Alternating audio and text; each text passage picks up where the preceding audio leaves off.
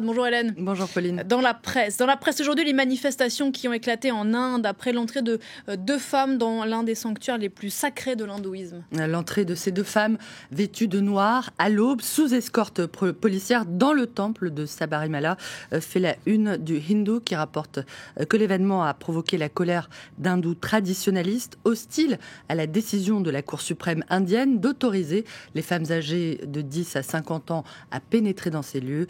Une décision qui date de septembre 2018 et à laquelle s'opposent toujours depuis plusieurs partis hindous, dont le BJP du Premier ministre Narendra Modi.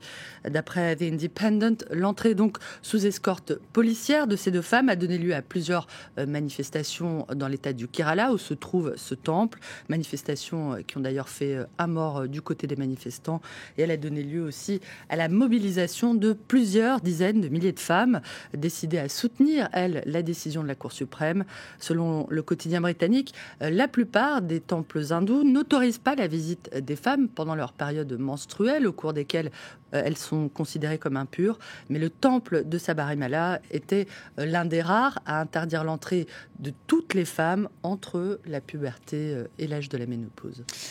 À la une également, le discours hier de Xi Jinping, le président chinois, qui a répété sa volonté de réunifier Taïwan à la Chine en n'écartant pas l'usage de la force. Étrangement, Pauline, rien ne transparaît de cette nature belliqueuse des propos du président chinois à la une du journal officiel The Global Times, qui préfère évoquer le principe du « un pays, deux systèmes » et la réunion pacifique, je cite, proposée selon lui par Xi Jinping.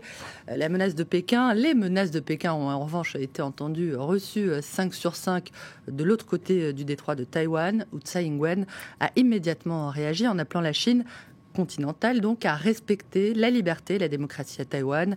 Taïwan n'acceptera jamais le principe du « un pays, un système », a prévenu la présidente taïwanaise citée par The Taipei Times.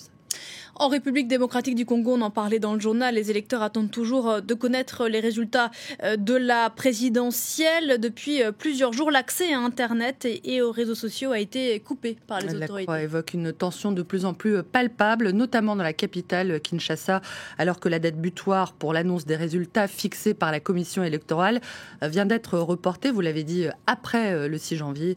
Longtemps retardées, ces élections doivent permettre de désigner le successeur de Joseph Kabila, dont l'entourage soutient que ces coupures visent à préserver l'ordre public après que des résultats fictifs, je cite, ont commencé à circuler sur les réseaux sociaux.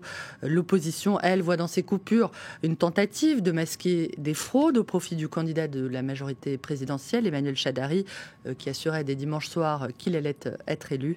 La Croix évoque également une autre marque de crispation, la coupure du signal de Radio France Internationale dans au moins 5 villes, dont la capitale Kinshasa, et le retrait de son accréditation à sa correspondante en RDC, Florence Maurice, officiellement pour avoir diffusé des résultats non officiels de l'opposition, ce que RFI dément. La RDC n'est toutefois pas la première sur le continent à user de ces méthodes. D'après Le Monde, la coupure des télécommunications en période électorale ferait désormais partie de l'arsenal des régimes africains qui craignent l'insurrection populaire et cherchent à empêcher leurs opposants de se coordonner. Le journal cite le cas notamment du Congo-Brazzaville au moment du référendum pour le changement de la Constitution, permettant au président Denis Sassou Nguesso de briguer un nouveau mandat à la fin de l'année 2015. Puis, toujours au Congo-Brazzaville, lors de l'élection présidentielle de mars 2016, le régime avait alors justifié la coupure des télécommunications par des raisons de sécurité et de sûreté nationale. Pardonnez-moi. Le Monde, Pauline, évoque aussi le cas du Soudan du dictateur Omar el-Béchir qui a privé ses habitants d'Internet le mois dernier après avoir été surpris par l'ampleur des manifestations qui se poursuivent encore actuellement. Couper Internet, la nouvelle tentation des régimes africains, à retrouver dans les colonnes du quotidien français Le Monde. On ne va pas se quitter là-dessus, Hélène. Ce petit conseil, Pauline, pour nos téléspectateurs qui sont en voyage, pour plaisir ou pour affaires.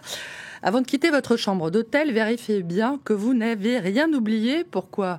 cette recommandation, me demanderez-vous, parce qu'à en croire la version britannique du Huffington Post, certains étourdis laissent derrière eux pas mal de choses, y compris des objets pour le moins insolites.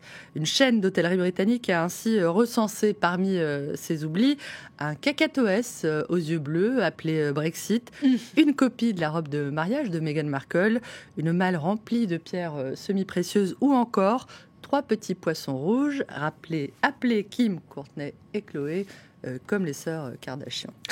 Comment peut-on partir en oubliant ces poissons rouges? Merci beaucoup Hélène, c'était dans la presse.